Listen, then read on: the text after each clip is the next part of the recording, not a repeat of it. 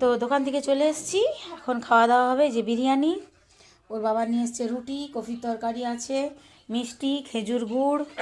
ছেলে ওখানে খেতে বসে গেছে, মেয়ের খাওয়া হয়ে গেছে।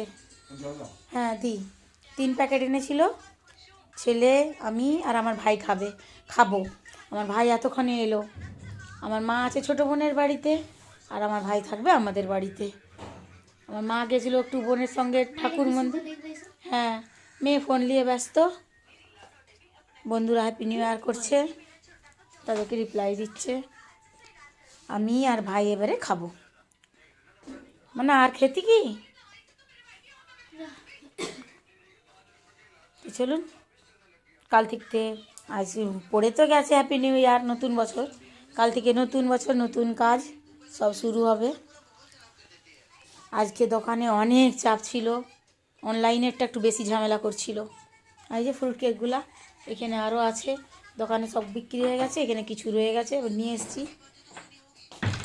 এখন বাজে 1টা, আমার ভাই এতক্ষণে ফিরলো। চলুন, গুড নাইট।